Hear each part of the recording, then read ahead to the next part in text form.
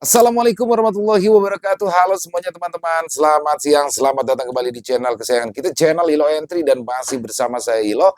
Dimanapun teman-teman berada, semoga teman-teman selalu dalam keadaan sehat walafiat, tanpa kekurangan satu apapun, amin amin ya rabbal alamin. Dan pada kesempatan yang baik ini, kami masih akan membawakan kisah dari Sinta Diary, Kota Iblis Xinjiang. Wow, kisah dari Sinta Diary keren banget teman-teman ya. Oh ya, buat teman-teman yang suka baca, bisa mengikuti karya-karya dari Sinta Diary, kisahnya keren-keren banget di sana teman-teman ya. Dan sebelum kita masuk ke dalam kisahnya, buat teman-teman mungkin yang belum subscribe, bisa diklik dulu tombol subscribe-nya. Jangan lupa lonceng notifikasinya dinyalakan agar teman-teman selalu mendapatkan notifikasi dari konten-konten yang akan kami upload di setiap harinya. Dan untuk channel Lilo Entry ini kami upload setiap hari teman-teman, setiap siang jam 12 siang waktu Indonesia bagian Barat. Dan nggak pakai berlama-lama lagi. Pasti udah nggak sabaran kan? Untuk masuk ke dalam kisahnya, kita langsung saja masuk ke dalam kisahnya. Dari halaman belakang rumah Bang Ilo, kita menuju ke negeri Cina.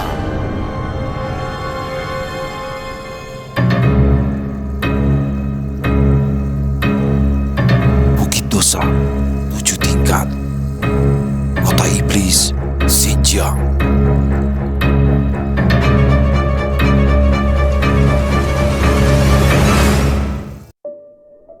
Di wilayah kota Harimau, Tori dan Desta mendapatkan setitik informasi keberadaan Suyoto Paman Desta. Berharap bisa menemukan jejak Suyoto, malahan mereka harus diperlakukan seperti penjahat oleh pemilik penginapan tersebut. Pergilah kalian dari sini sebelum kami bertindak dengan kasar, kata pemilik penginapan yang bernama Deng Ai.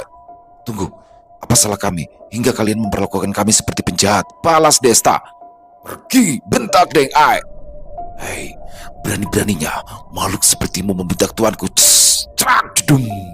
Janoko yang sudah kehabisan kesabaran, dia mengeluarkan sedikit kekuatannya hingga tempat yang ia pijak langsung hancur berantakan. Deng Ai dan para prajurit yang mundur, mereka cukup tertekan dengan aura Janoko. Janoko, hentikan, jangan lukai mereka. Aku takut mereka ada hubungannya dengan pamanku. Mungkin mereka punya alasan tersendiri. Jadi maafkan mereka, ucap Desta. Baiklah, sesuai permintaan Anda Tuan, balas Janoko. Baiklah, kami akan pergi dengan damai. Aku tidak tahu apa hubungan kalian dengan pamanku. Sepertinya kalian menjaga sesuatu. Aku tidak akan memaksa, kami akan pergi, kata Desta. Desta dan Tori serta yang lainnya langsung meninggalkan penginapan yang juga dikelola sebagai restoran tersebut setelah meninggalkan beberapa batu jiwa sebagai pembayaran dan ganti rugi atas kerusakan yang terjadi. Deng Ai tentu saja tidak berani untuk mencegahnya, tapi sepertinya ia sedikit bersimpati dengan sikap yang Desta tunjukkan. Wite dewe wis gede, siji kembangku gugur, siji kembangmu pretel, ucap Deng Ai. Pohon kita sudah besar, satu bungaku gugur, satu bungamu patah. Desta dan Tori langsung menghentikan langkah. Tori yakin bahwa yang diucapkan Deng Ai adalah sebuah kata-kata dalam bahasa Jawa. Tentu saja Tori terkejut karena mereka saat itu berada di alam Cina. Tidak mungkin ada yang bisa berbahasa Jawa, tapi Desta memiliki pemikiran lain. Beberapa kata yang diucapkan oleh Deng Ai adalah kata yang sering ia dengar saat masih kecil. Deng Ai menunggu respon dari rombongan Desta, tapi sepertinya tidak ada yang bisa membalasnya. Sudahlah, mana mungkin mereka tahu, gumam Deng Ai kemudian pergi. Tapi saat Deng Ai melangkah pergi, Desta tiba-tiba saja mengucapkan sesuatu.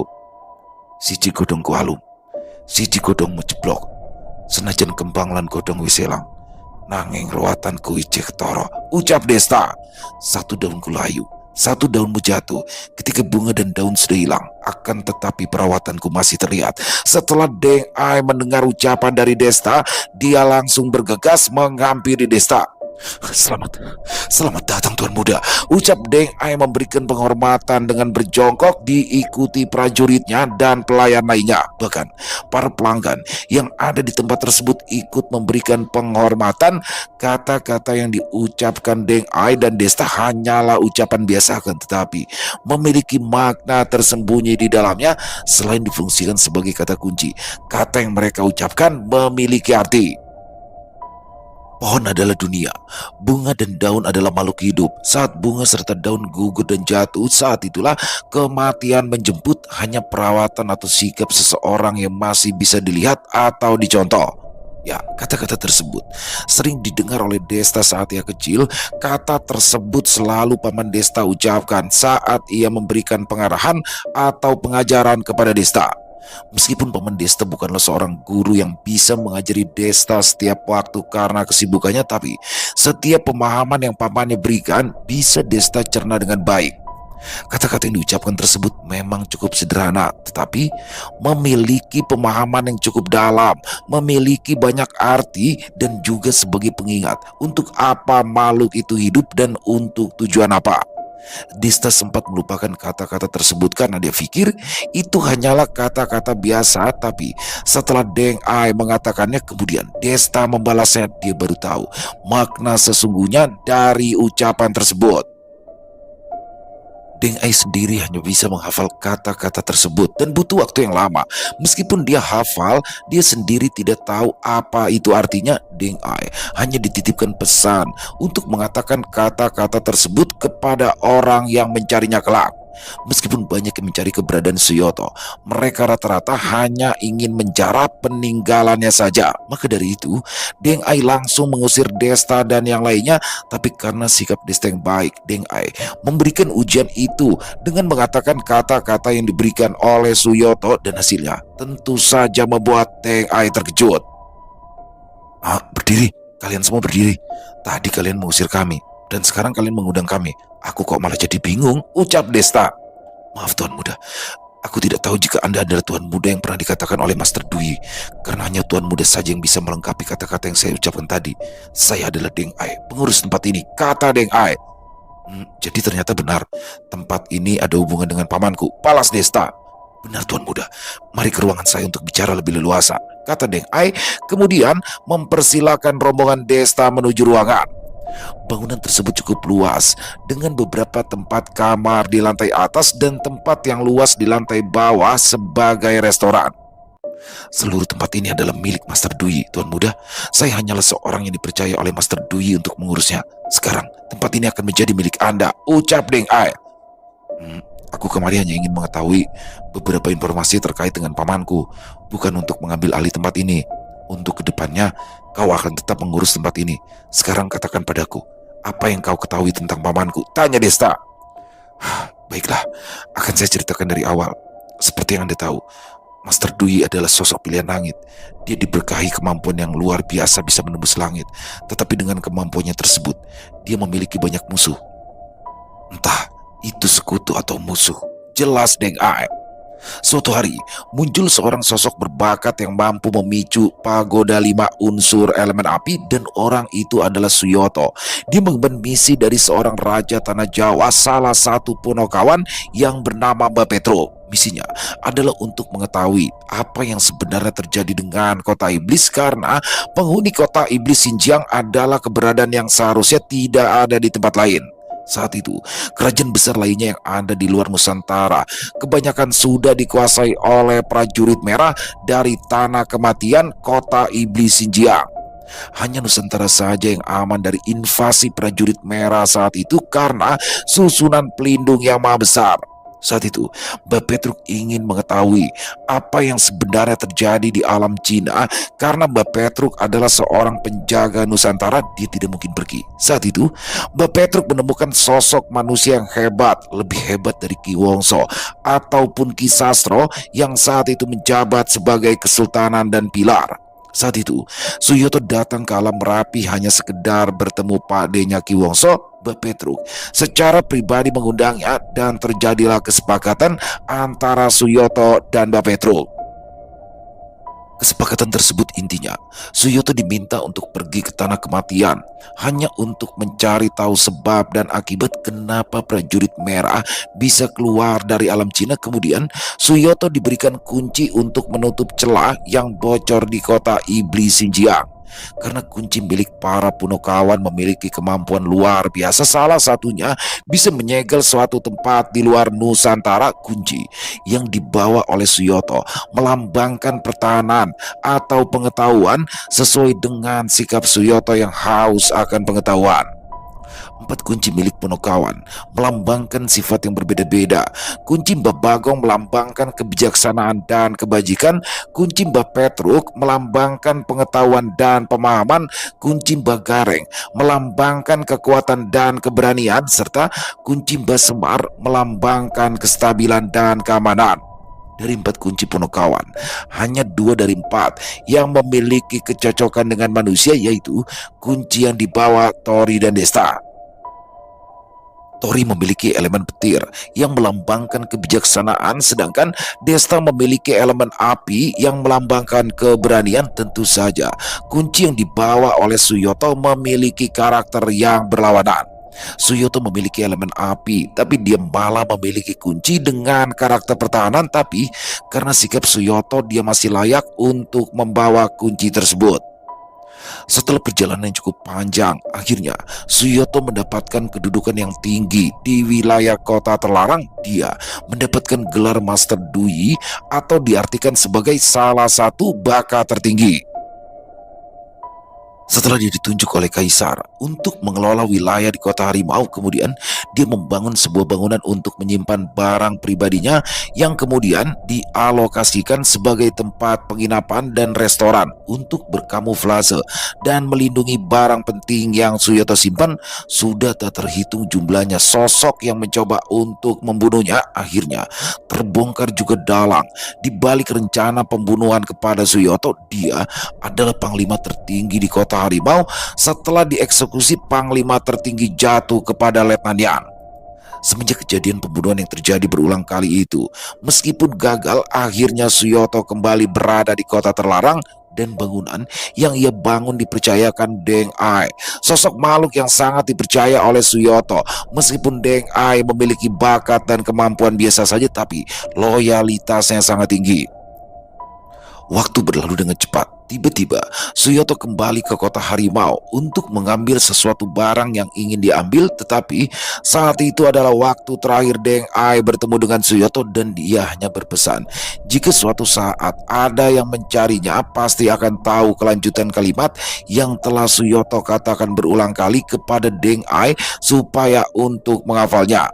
Sejak saat itu, keberadaan Suyoto dan juga panglima tertinggi Yan yang baru saja dipromosikan menghilang tanpa jejak. Tidak ada yang tahu mereka ada di mana. Bahkan para kaisar juga tidak mampu untuk mendeteksi keberadaan Suyoto.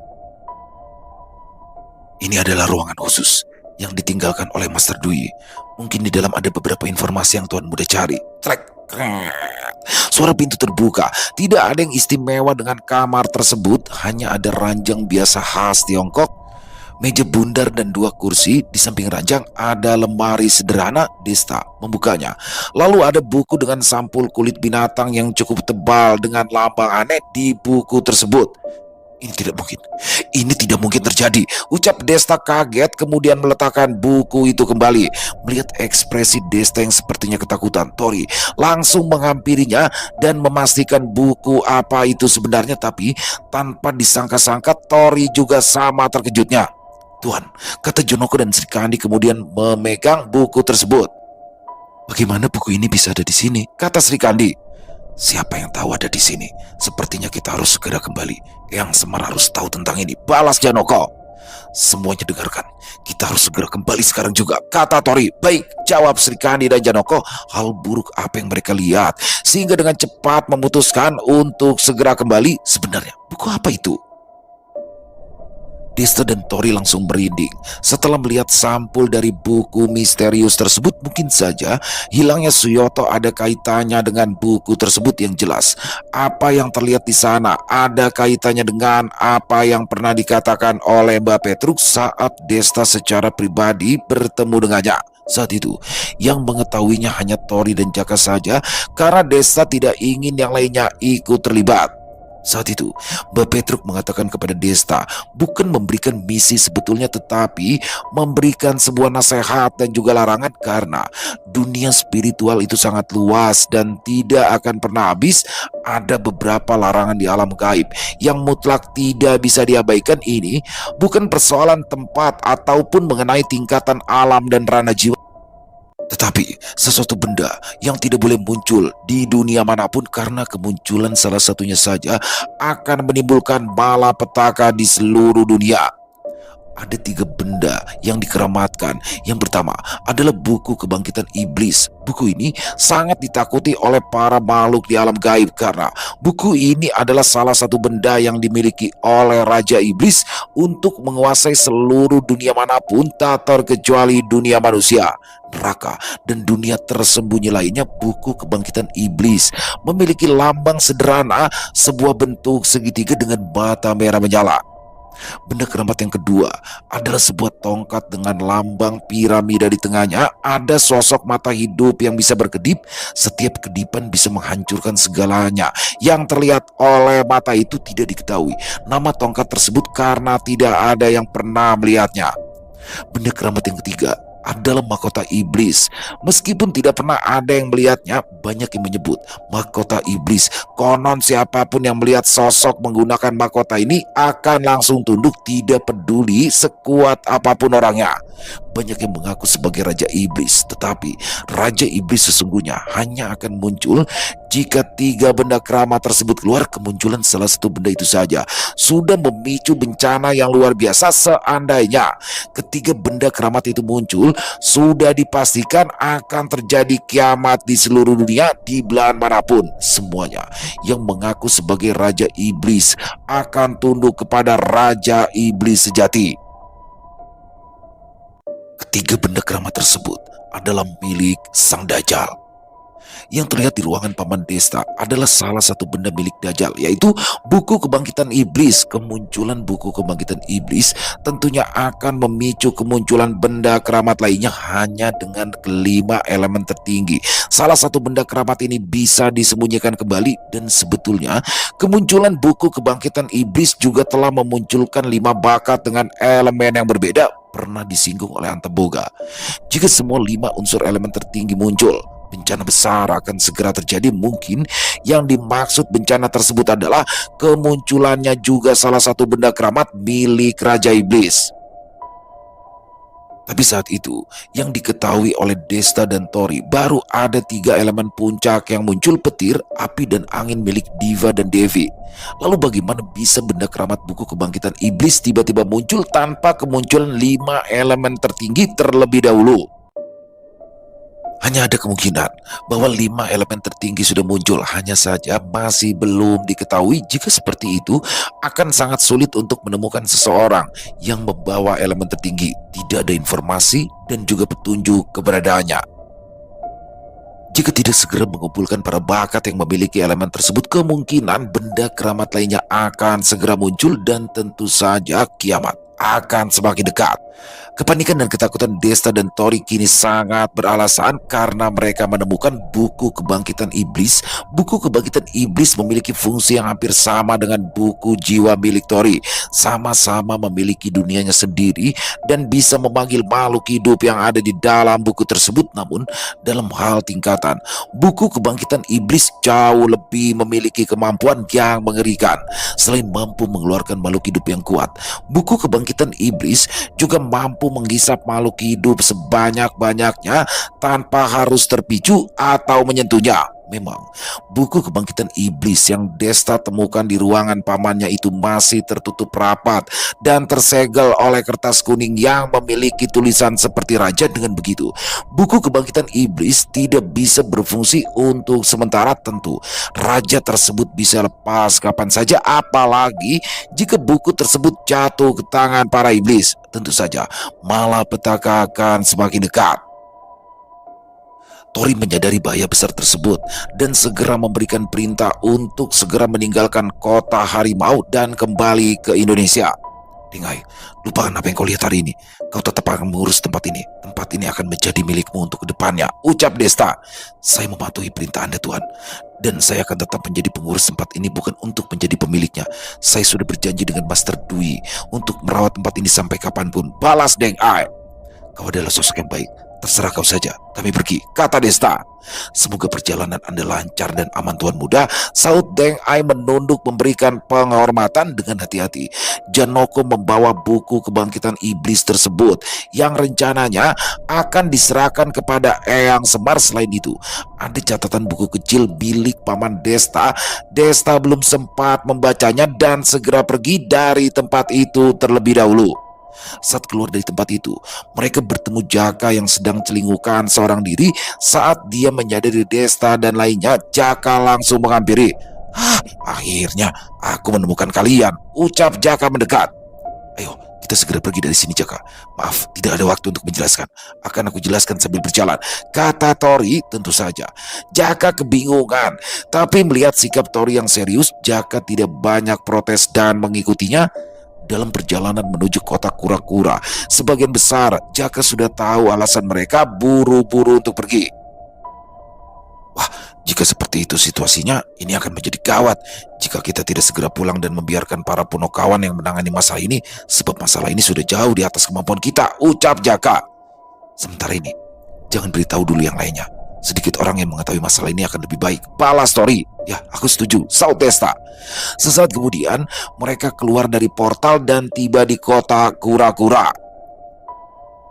Sesaat kemunculan Desta dan lainnya langsung menjadi pusat perhatian dan pembicaraan. Desta dan lainnya dikerumuni banyak sosok yang ingin melihat dari dekat sebelum mereka menutupi identitasnya. Tapi karena buru-buru, mereka lupa untuk menyembunyikan keberadaannya. Hentikan kalian semua, berikan mereka jalan, ucap penjaga portal Jenderal Kung. Tolong bantunya Jenderal, kami harus segera pergi dari sini, pinta Tori. Oh, tenang saja Tuan, saya sudah berjanji akan membantu Anda jika berada di wilayah kura-kura, balas Jenderal Kung senang. Asik, siapa yang tahu ternyata aku mengenal baik sosok jenius ini. Di masa depan hidupku pasti makmur, gumam Jenderal Kung senyum-senyum sendiri sambil membukakan jalan untuk mereka. Hei tolong, minggir, berikan jalan, ucap Jenderal Kung. Beberapa sosok membukakan jalan dan rombongan Desta langsung segera pergi dengan pengawalan Jenderal Kung beserta bawahnya. Cahaya putih bersinar melambung tinggi yang berasal dari kota terlarang. Cahaya tersebut berpusat di tengah kota terlarang, yaitu Pagoda 5 unsur. Wah, hebat! Ada lagi yang memicu pagoda 5 unsur. Aku mau lihat jangan dorong-dorongan dong. Para makhluk mulai berdesakan untuk memasuki portal menuju kota terlarang. Celaka, itu adalah unsur angin, angin astral. Apa jangan-jangan para wanita itu pergi ke kota terlarang? Jaka, ucap Tori. Aduh, aku tidak tahu apa-apa. Setelah mengantar mereka belanja, kami langsung kembali ke penginapan. Mereka tidak mungkin kembali ke rumah Akung Ji karena sudah malam. Aku tidak menyangka mereka pergi ke kota terlarang, balas Jaka. Kita harus membawa mereka kembali. Ayo cepat, kata Desta. Jenderal Kung, tolong bersihkan jalan lagi. Kami ingin pergi ke kota terlarang. Ini sangat penting. Tolong bantuannya, pinta Tori. Wah, dengan senang hati Tuan. Bukakan jalan untuk mereka, balas Jenderal Kung. Dengan bantuan Jenderal Kung, tentu saja mereka bisa pergi ke kota terlarang lebih cepat. Saat mereka tiba di kota terlarang, ternyata benar yang memicu pagoda 5 unsur dengan elemen angin adalah Diva dan Devi yang dalam keadaan menyatu menjadi Dewi Maut Saranjana. Sebelumnya, saat Rizka, Margareta, Diva dan Devi ingin berbelanja, itu hanyalah alasan lainnya. Sebetulnya, mereka ingin tahu seperti apa alam gaib di Cina. Mereka tidak berniat untuk mencari masalah atau sengaja membantu Desta diam-diam. Mereka hanya ingin tahu seperti apa alam Cina dan akan kembali jika sudah cukup puas.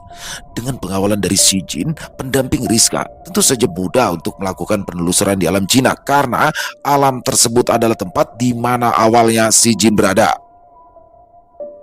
Hei Xi Jin, apa kau tahu tentang wilayah ini? Kita baru keluar saja sudah sangat menakjubkan ini. Apakah ada tempat yang lebih hebat dari ini? Tanya Diva. Jawab saja apa yang dikatakan dia Xi Jin, ucap Rizka. Baik Nona, meskipun tempat ini memang mengalami banyak perubahan, tapi aku rasa struktur wilayah masih tetap tidak berubah. Ada 7 wilayah di alam ini. 2 wilayah lainnya adalah yang terbesar, yaitu kota terlarang dan satu lagi kota iblis. 5 kota lainnya adalah kura-kura, ikan mas, harimau, Phoenix, dan naga. 5 kota ini mengapit kota iblis untuk melindungi para iblis keluar. Tentu saja kota terlarang adalah kota terbaik dan kota iblis adalah kota terburuk.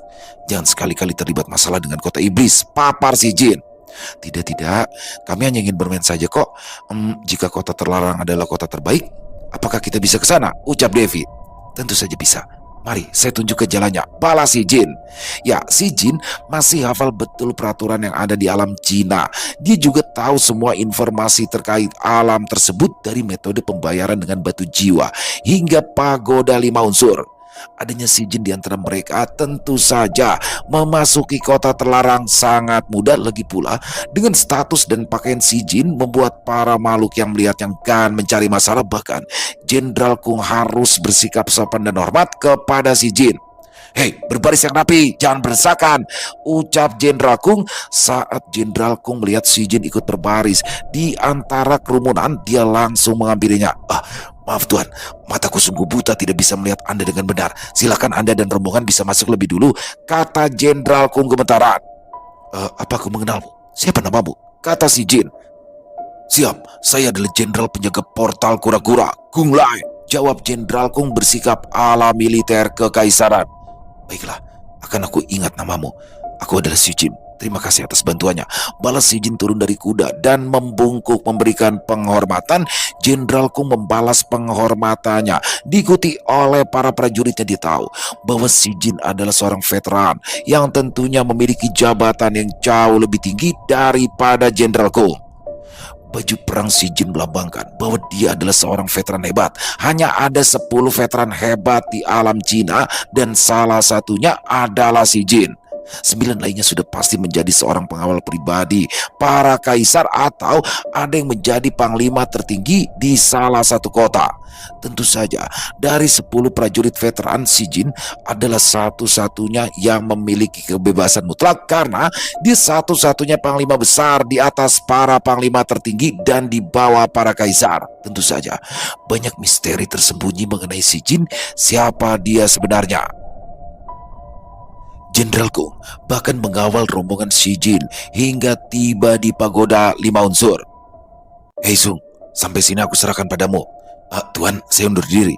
Jenderal Kung menghampiri Jenderal Sungi, sedikit mengatakan kepada si Jin, kemudian pamit kepada si Jin dan pergi. Silakan Tuan, mulai dari sini saya yang akan menemani Anda. Apa yang ingin Anda butuhkan Tuan? Ucap Sungi. Oh tidak, aku hanya menemani nonaku dan kerabatnya untuk bermain, kata si Jin.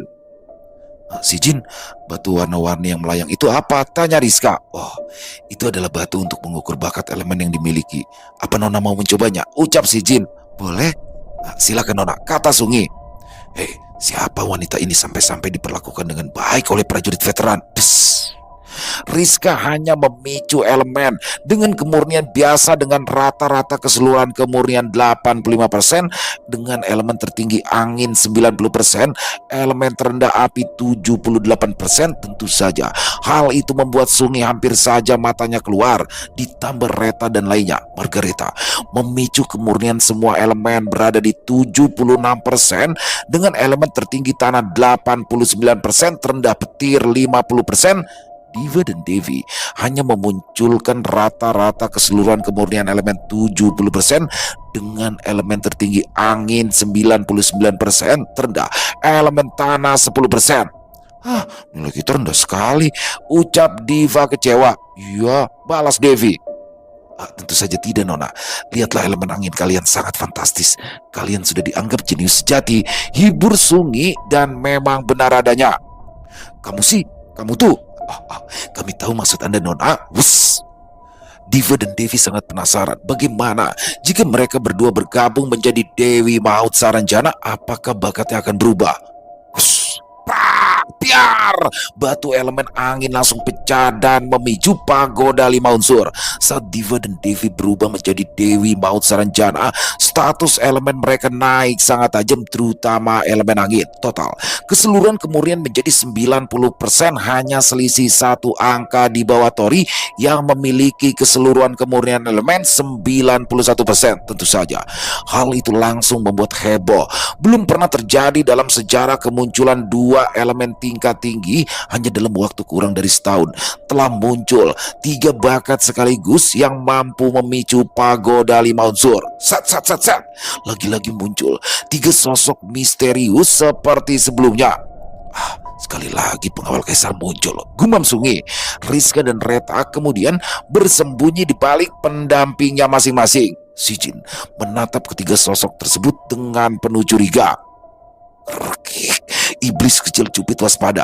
Ketiga sosok misterius itu mendekat. Si Jin langsung mendekati Dewi Maut, berjaga-jaga jika saja sosok tersebut berbuat di luar dugaan. Lama tidak berjumpa Panglima Besar Si Jin, ucap salah satu sosok misterius menunduk hormat diikuti yang lainnya. Panglima Besar, prajurit veteran ini Panglima Besar, legenda prajurit veteran dari dinasti Sang, Si Jin. Jenderal Sungi tak bisa menutupi keterkejutannya. Apakah aku mengenalimu? Siapa kalian? Kata Si Jin. Maaf, kami tidak bisa menunjukkan jati diri kami. Kami adalah rekan seperjuanganmu ribuan tahun lalu. Ternyata benar bahwa kau telah menyegel ingatan dan kekuatanmu untuk mempelajari dan memahami kehidupan barumu, kata salah satu sosok misterius yang dulunya adalah rekan dekat Si Jin. Memang saat itu Si Jin tidak memiliki kemampuan yang luar biasa, bisa dibilang biasa-biasa saja dan mungkin setara dengan Jenderal Kung atau Sungi. Saat Si Jin pergi ke alam kayangan, dia memang sengaja menyegel sebagian ingatan dan kemampuannya dengan alasan ingin memulai kehidupan baru dari awal. Saat Si Jin menjadi seorang pemimpin dan mendapatkan gelar Panglima Besar, dia tidak terkalahkan dalam membasmi iblis bersama dengan para pengikutnya saat itu. Namanya bahkan membuat para iblis gemetar dan hanya sang Raja Iblis yang berani menantangnya. Sebetulnya saat itu kota iblis bisa saja dimusnahkan dengan menggabungkan kelima kaisar, akan tetapi jika hal itu dilakukan hanya akan mempercepat proses kemunculan tiga benda keramat milik Raja Iblis sejati. Meskipun jika dibiarkan saja, kota iblis juga akan semakin kuat, tapi hal itu lebih baik daripada benda keramat muncul lebih awal. Maka dari itu, para kaisar hanya bisa menahan klan iblis selama ini. Meskipun para iblis tidak bisa melawan para kaisar, tetapi mereka terus berkembang dan bahkan telah memiliki pengikut yang sudah tersebar di seluruh dunia. Karena kebijakan para kaisar tersebut, itu jugalah yang membuat kemampuan Si Jin terus bergejolak. Karena tidak ada lagi pertarungan sengit dengan para iblis, Si Jin adalah seorang petarung. Jika kemampuannya tidak ia gunakan untuk bertarung, dia bisa saja kehilangan kendali. Maka dari itu, Si Jin memutuskan untuk pergi ke alam kayangan dan menyegel sebagian ingatan dan kekuatannya untuk mencegah dirinya kehilangan kendali. Jika kalian tidak memiliki tekad baik untuk memperkenalkan diri, aku juga tidak akan segan-segan untuk bersikap tidak sopan, balas Si Jin. Kami tidak memiliki niat buruk. Mungkin kau sudah lupa karena sebagian ingatanmu telah tersegel, tapi kami tetap menghormatimu. Kedatangan kami meminta kalian untuk menemui para kaisar, ucap sosok misterius tersebut. Tidak, kalian sangat mencurigakan. Aku tidak akan mengizinkannya, balas Si Jin. Benar, aku juga tidak mau pergi bersama orang aneh seperti kalian, sahut Dewi Maut. Sosok kuat tiba-tiba saja muncul di area pagoda 5 unsur, membuat siapapun yang melihatnya langsung bersujud. Salam yang mulia Kaisar Agung, salam Kaisar Agung, hormat kami Kaisar Agung, ucap beberapa makhluk yang ada di sekitaran, termasuk sosok misterius dan semuanya yang ada di sana. Si Jin dan yang lainnya juga memberikan penghormatan karena yang muncul adalah sosok kaisar itu menandakan dia sangat menghargai seseorang dan menyambutnya secara pribadi. Tentu saja Kaisar Agung menyambut kedatangan Si Jin dan juga sekaligus menemui Dewi Maut yang telah memicu pagoda 5 unsur dengan elemen angin. Kaisar Agung adalah sosok yang bertanggung jawab atas wilayah kota Phoenix atau yang memiliki unsur angin. Lama tidak berjumpa Si Jin. Meskipun kau tidak mengenal kami, tetapi Baofeng, angin badai, kata Kaisar Agung. Tiba-tiba saja Baofeng menghampiri Kaisar Agung. Si Jin tentunya terkejut. Baofeng selama ini hanya menuruti Si Jin, tapi saat dipanggil Kaisar Agung, Baofeng langsung meresponnya. Kau tidak perlu terkejut Si Jin. Baofeng adalah perwujudan angin tercepat di seluruh alam. Dia adalah angin badai. Akulah yang memberikan Baofeng untuk menemanimu, ucap Kaisar Agung atau Kaisar Angin. Perlahan Ingatan si Jin mulai terbuka. Dia mengingat dengan jelas bahwa dia adalah Kaisar Agung yang telah menitipkan Baofeng untuk menemaninya dalam segala aktivitasnya. Kini semuanya mulai terlihat dan saling berkaitan satu sama lain. Suasana langit yang mendung kemerahan berubah terang karena energi putih yang dipancarkan oleh angin astral. 3 dari 5 elemen tertinggi telah muncul. Tentu saja beberapa pengawal Kaisar muncul, tetapi di luar dugaan bahkan Kaisar Agung akan datang dengan sendirinya. Tentu saja selain ingin melihat siapa yang telah memicu pagoda 5 unsur dengan elemen angin, Kaisar Agung juga ingin menyambut sosok pejuang hebat yang pernah bertarung membela kekaisaran si Jin.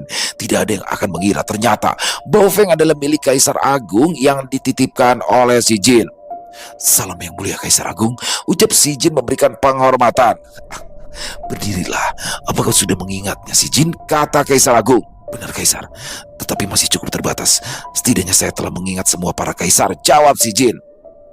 Kalian semua diundang ke istana kekaisaran. Ayo, mari ikut aku, ucap Kaisar Agung.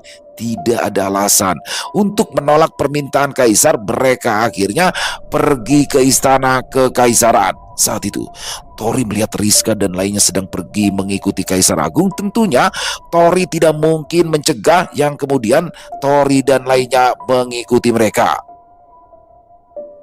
Sementara itu, di wilayah puncak desa Magong, di mana Rama, Yuda, Rio, dan lainnya berada, mereka tentunya sudah mulai jenuh dan merasa mereka telah ditahan di desa tersebut saat Rizka dan wanita lainnya pergi sore itu bersama dengan Tori dan lainnya.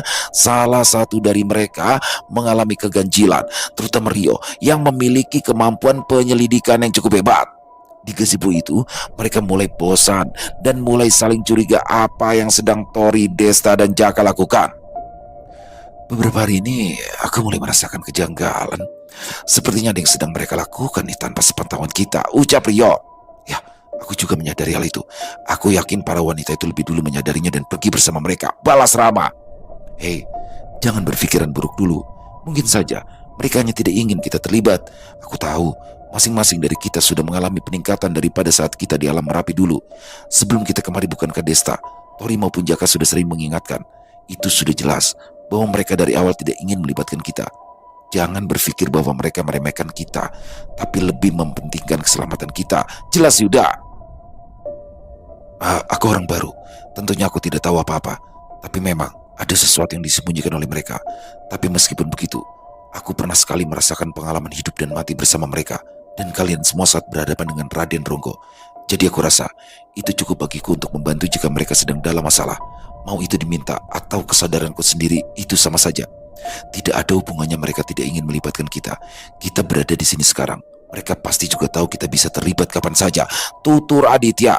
Ya, meskipun aku tidak pernah merasakan pengalaman seperti kalian, tapi mereka pernah menolongku yang hampir saja ditelan oleh kegelapan dan membawaku ke tempat yang terang. Aku bertanggung jawab pada mereka. Meskipun aku tidak sehebat kalian, tapi aku adalah orang yang tahu balas budi. Kata Narendra. Sedangkan aku sama sekali tidak memiliki pengalaman apapun bersama kalian. Aku akan mengikuti arus saja. Hentikan, Re. Ya, kita akan ikut, ucap Raka sambil memegangi kepalanya seperti sedang berbicara dengan seseorang di dalam kesadaran spiritualnya. Orang ini akan membahayakan kami cepat atau lambat. Aku takut dia dikendalikan oleh pendampingnya sendiri. Gumam Rama melirik ke arah Rio. Sepertinya Rio juga menyadari sesuatu yang sama dengannya. Lalu apa yang harus kita lakukan? Apakah kita akan menyusul untuk menyelidik? Ucap Rama. Di dalam gazebo itu, mereka saling berbagi pendapat apa yang harus dilakukan. Sejujurnya, mereka sudah sangat jenuh dan ingin berpetualang, tapi mereka tidak ingin merepotkan Desta dan serba tidak enak jika mereka bertindak semau mereka. Aku sudah tidak kuat, teriak Raka kemudian terdiam. Dia kenapa? Yuda menghampiri. Gawat. Raka sedang melakukan perjalanan roh atau marga sukma. Akan sangat berbahaya jika dia bertindak sembarangan, ucap Yuda. Aku akan menyusulnya, kata Rama kemudian bersiap untuk meraga sukma. Aku ikut, saut Aditya. Baiklah, aku akan tetap di sini menjaga kalian, kata Yuda. Aku juga tetap di sini, sahut Narendra. Teman AA sudah hampir dalam kendali penuh sosok mengerikan yang mengikutinya. Hati-hati jangan terlalu dekat dengannya, AA, ucap Rara dalam keadaan spiritual Narendra. Ya aku tahu Rara, tapi dia tetap temanku, yang lain juga pasti akan menolongnya, jawab Narendra. Rama, Aditya dan Rio menyusul Raka, yang lainnya tetap berada di tempat. Minggir kalian, minggir. Ucap Rex, sebuah sosok mengerikan yang memiliki taring sepanjang 1 meter dengan wujud yang menyeramkan sedang digendong oleh Raka. Maaf, Akunji, biarkan kami lewat, kata Raka. Nah, di belakangmu adalah roh jahat. Bagaimana hal seperti ini bisa terjadi? Ucap Akungji. Minggir kau pria tua. Rex langsung menerjang Akungji. Jedang. Sebuah tongkat jatuh dari atas menghalangi Rex. Karena kaget, Rex mundur dan kembali ke belakang Raka. Lalu di belakang Raka muncul Rama, Rio, dan Aditya. Melihat kemunculan mereka, Raka langsung pergi. Bukan keinginan Raka, tapi karena kendali Rex. Bon, kejar dia, jangan sampai membuat masalah, perintah Rama. Ai, balas Bobon. Akungji, apa Anda baik-baik saja? Ucap Aditya. Ya, aku baik-baik saja. Sangat disayangkan nasib anak itu. Jiwanya hampir saja menyatu dengan makhluk jahat itu, kata Akungji. Kami tahu Akungji, biarkan kami atasi masalah ini, ucap Rama. Hati-hatilah, segera temukan dia sebelum hal buruk lainnya terjadi, balas Akungji. Mereka langsung pergi menyusul Raka. Akungji hanya diam sendirian, pandangannya lurus menatap langit. Sepertinya banyak dugaan yang sedang dia pikirkan. Akungji hanyalah seorang pengamat. Dia tidak memiliki kemampuan untuk bertarung, tetapi jika dalam bidang sarana atau ilmu pengetahuan terkait dunia spiritual, Akungji adalah masternya. Pun, kenapa kau kembali? Apa kau kehilangan dia? Ucap Rama. Maaf, aku tidak bisa mencegahnya. Dia masuk perbatasan terlarang. Saat ini sedang dikejar-kejar oleh prajurit kota ini, jawab Bobon. Ayo kita susul dia, jangan sampai ada masalah, kata Rama. Rama dan lainnya menuju perbatasan. Mereka takjub melihat situasi kota kura-kura. Meskipun hampir sama dengan alam lainnya, mereka tetap merasa perbedaan karena situasi di sana sangat asing bagi mereka. Hei, hentikan, ini wilayah terlarang, kalian dilarang masuk, ucap salah satu prajurit penjaga perbatasan tersebut. Sebelum mereka pergi, Akungji telah memberikan sesuatu, kalung giok hijau yang bisa digunakan untuk memahami bahasa di alam tersebut. Maaf, apakah sebelumnya ada seseorang yang memaksa masuk? Dia adalah rekan kami dan sedang dalam keadaan sakit. Jika boleh tahu, ada di mana orang tersebut? Kata Aditya. Kalian tunggu di sini sebentar.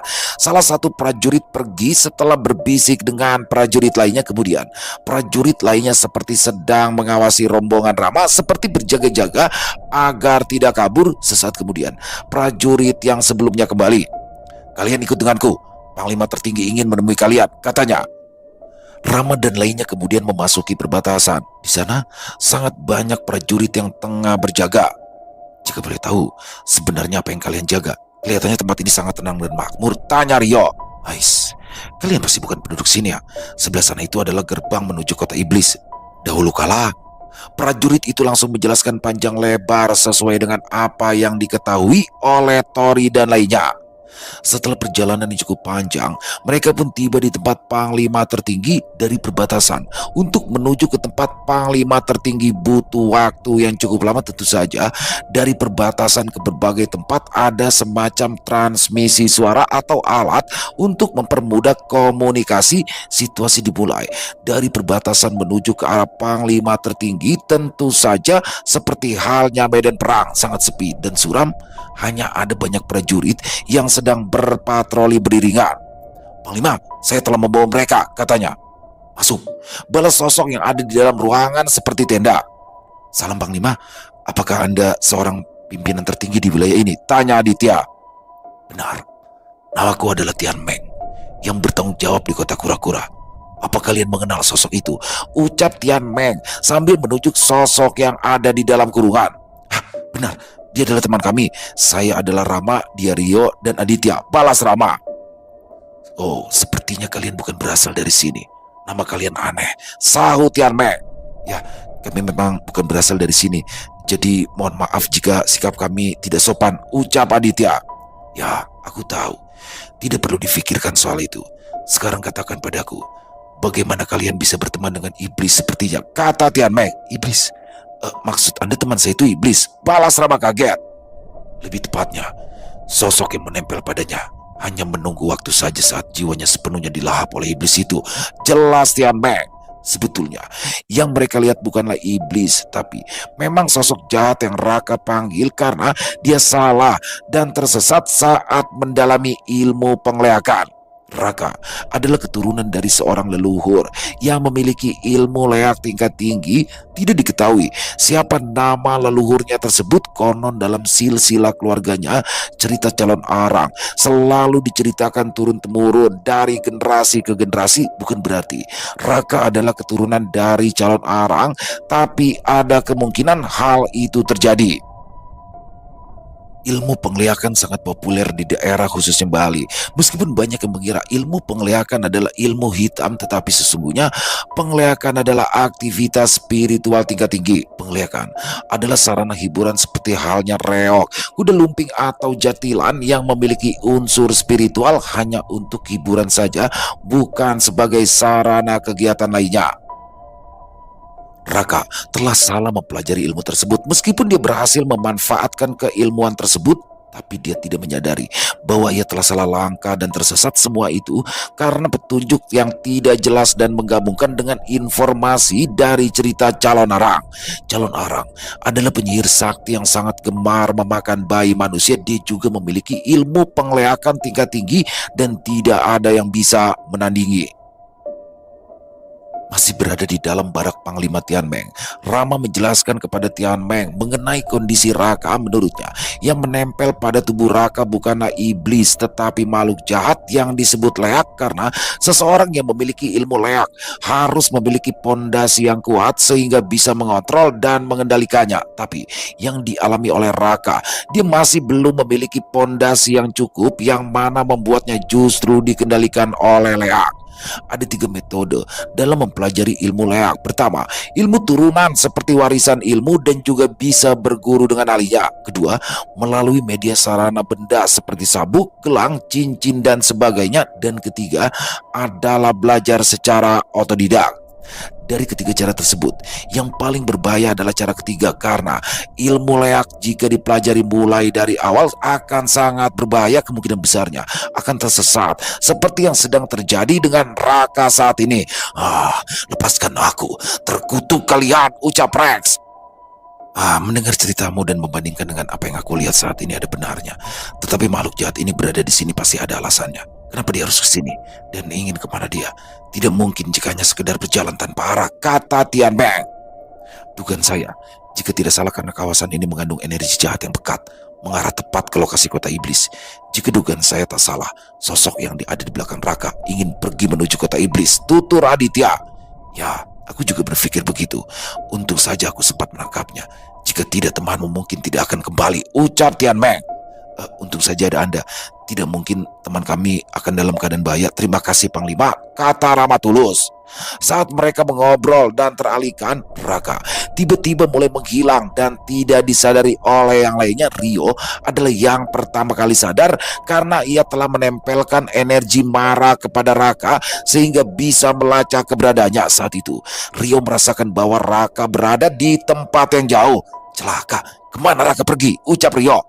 Mustahil, tidak mungkin dia bisa lepas dari kurungan kecuali aku yang melepasnya, kata Tian Meng sambil memeriksa kurungan besar berwarna kuning emas. Tentu saja Raka memiliki kemampuan spesial yang tidak diketahui oleh mereka. Kemampuan Raka ini sulit untuk dijelaskan karena Raka juga tidak pernah mengatakan tentang kemampuannya itu. Sial, bagaimana Raka bisa lepas? Sekarang kemana kita harus pergi? Ucap Rama. Aku sempat menempelkan energi marah padanya, tapi lokasi dia saat ini cukup jauh dan mengarah ke sana, balas Rio sambil menunjukkan arah dengan tangan. Ayo, tunggu apa lagi? Kita kejar dia sebelum dia lebih jauh, kata Rama bersiap untuk berangkat.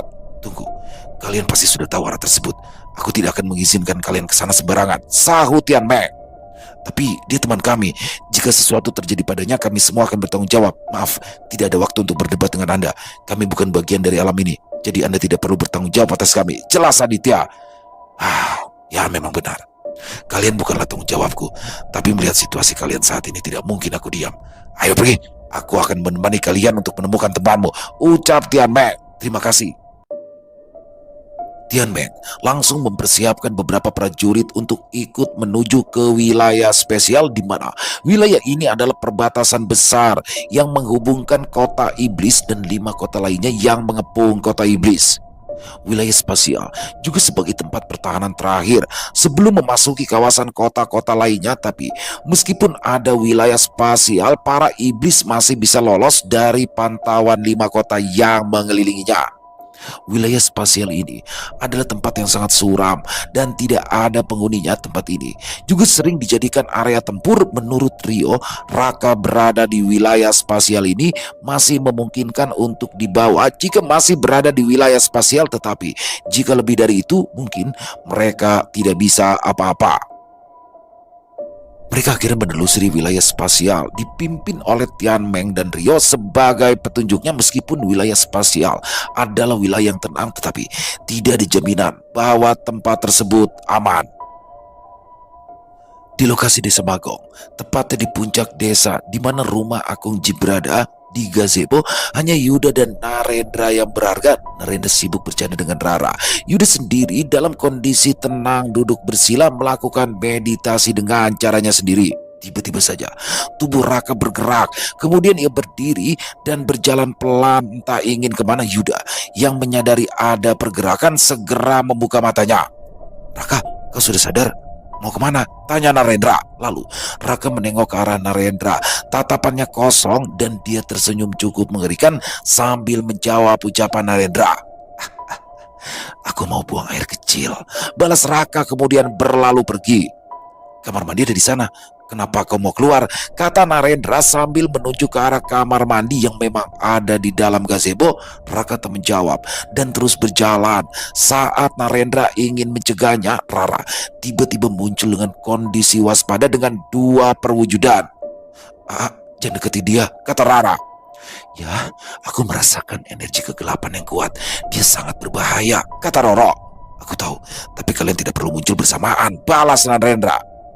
Rara dan Roro sejatinya adalah satu jiwa. Rara adalah perwujudan baik, sedangkan Roro adalah perwujudan jahat. Sebelumnya, Rara yang dikendalikan oleh Roro hingga memiliki sikap yang merugikan siapa saja. Tapi semenjak bertemu dengan Sinta, Roro akhirnya bisa ditundukkan dan mau lagi menjadi satu dengan Rara. Meskipun jiwa mereka sekarang terpisah, mereka tetap tidak bisa jauh satu sama lain.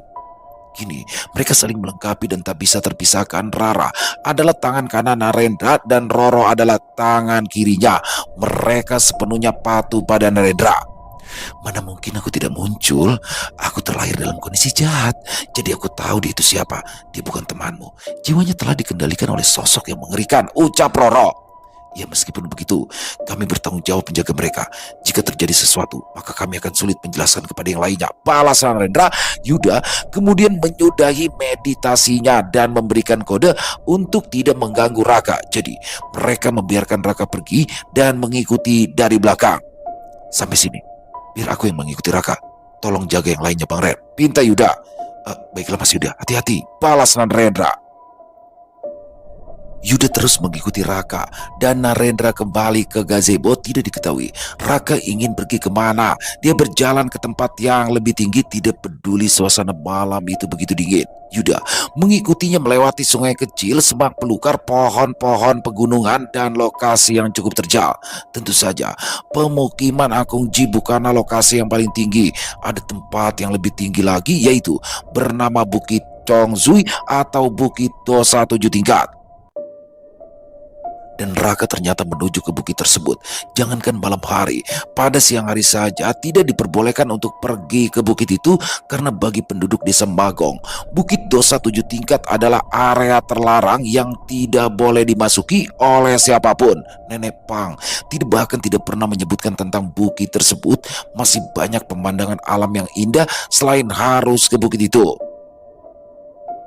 Yuda cukup ahli dalam mendaki, tapi saat dia menaiki bukit, dia yakin orang biasa akan kesulitan untuk mendaki bukit terjal itu. Sebenarnya ada jalan yang lebih baik, tapi Raka memilih melewati jalur yang cukup sulit. Tapi nyatanya Raka tidak kesulitan. Entah pada dasarnya Raka juga hobi mendaki atau memang ada yang salah dengan dirinya.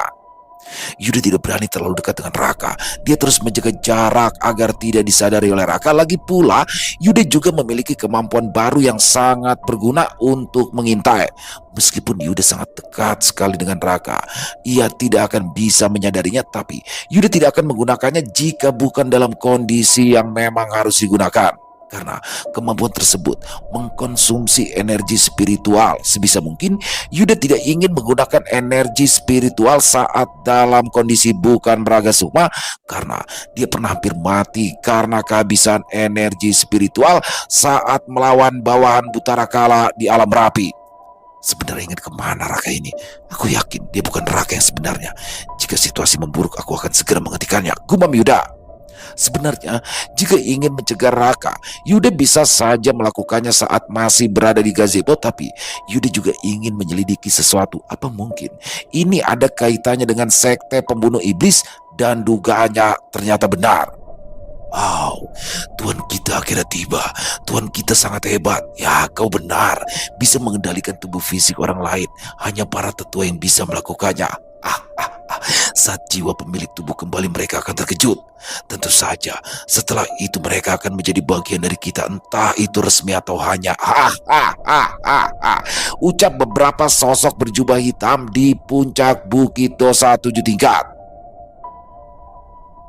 Saat Raka tiba di puncak bukit, para sosok berjubah hitam itu bersujud di hadapan Raka. Pada awalnya Yuda bingung apa yang sebenarnya terjadi. Kemudian Yuda terpaksa harus menggunakan kemampuan barunya, yaitu menjadi transparan dan tidak bisa dideteksi oleh siapapun. Yuda mendekat dan mendengarkan percakapan mereka dari dekat. Ayo segera pergi. Tetua lainnya sedang berusaha merasuki yang lainnya. Tidak perlu menunggu mereka. Ucap Raka yang sebenarnya adalah salah satu tinggi sekte pembunuh iblis yang merasuki tubuh Raka. Rombongan itu berjalan di atas jurang. Mereka seperti berjalan di udara. Saat berada di tengah jalan, mereka lenyap seperti ada pintu yang tak terlihat. Kini aku tahu, ternyata ini adalah lokasi di mana markas mereka berada. Sepertinya petinggi mereka memiliki kemampuan luar biasa, bisa mengendalikan tubuh orang lain saat pemilik tubuh sedang melakukan perjalanan roh. Ini berbahaya, dia bilang tetua lainnya. Dengan kata lain, tubuh Rama dan yang lainnya saat ini sedang dalam bahaya. Aku harus segera kembali. Gumam Yuda segera kembali dibantu Kora. Tapi dari udara, Yuda melihat Rama, Rio, dan Aditya sedang berlari menuju Bukit Dosa 7 tingkat disusul oleh Narendra. Kora, hadang mereka di depan, perintah Yuda. Kora langsung melesat dan menuju ke arah mereka. Cedung. Rama, Rio, dan Aditya langsung berhenti saat burung besar itu menghadang mereka. Kalian ingin kemana? Kata Yuda. Hentikan mereka. Ada yang tidak beres dengan mereka. Sikapnya jauh berbeda dengan mereka yang sebenarnya.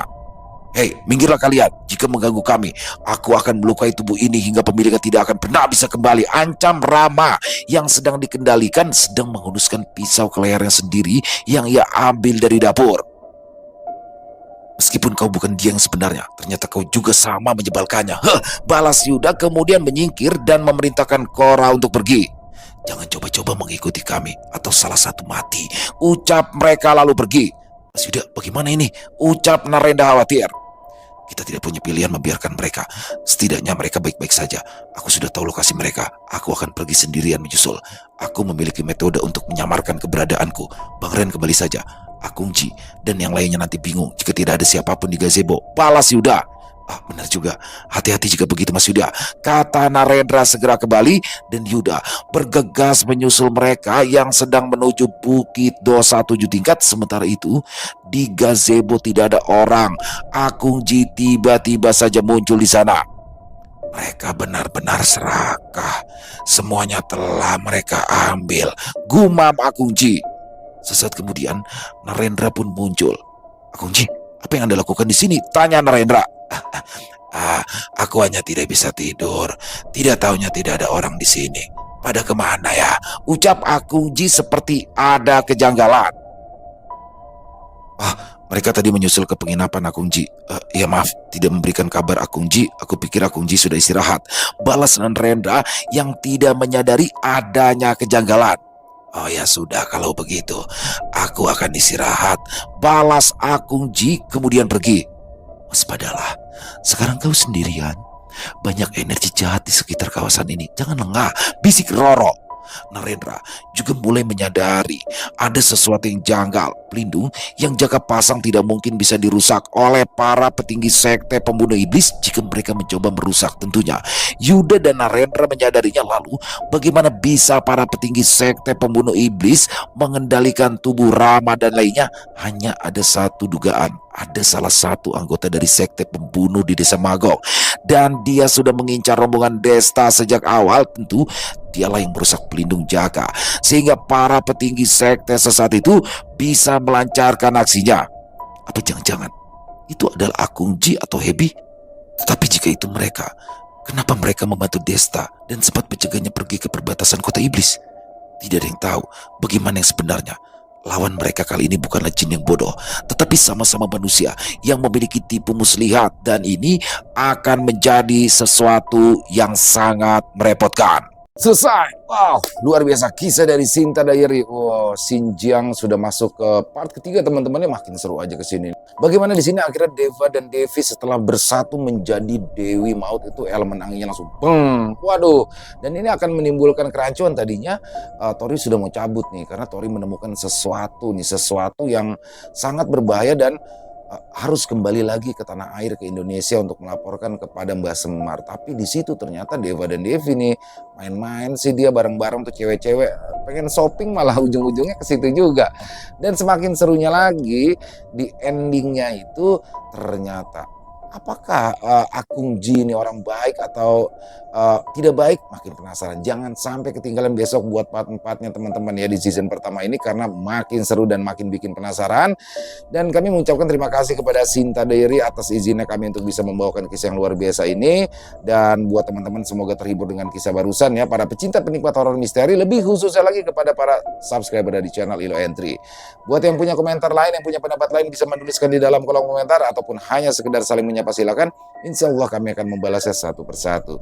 Dan buat teman-teman yang mungkin suka dengan videonya, dengan kisah barusan, bisa dibantu ya share link video ini ke teman-teman yang lain agar juga ikut merasa terhibur. Dan sekali lagi buat yang belum subscribe, bisa diklik dulu tombol subscribe, jangan lupa lonceng notifikasinya dinyalakan agar teman-teman selalu mendapatkan notifikasi dari konten-konten yang akan kami upload di setiap harinya. Dan kami juga ingin mengucapkan terima kasih ya buat teman-teman yang sudah selalu setia hadir, yang sudah selalu mendukung kami, karena teman-teman kami selalu bersemangat berkarya di setiap harinya. Di akhir kata, saya Ilo mengucapkan permohonan maaf apabila mungkin dalam pembawaan kisahnya barusan ada kata-kata saya yang salah, atau mungkin ada kata-kata saya yang kurang berkenan di hati teman-teman semua. Saya mohon dibukakan pintu maaf yang seluas-luasnya. Sampai berjumpa lagi besok jam 12 siang. Masih bersama saya Ilo di channel Ilo Entry. Salam sehat, sukses selalu untuk kita semua. Wassalamualaikum warahmatullahi wabarakatuh.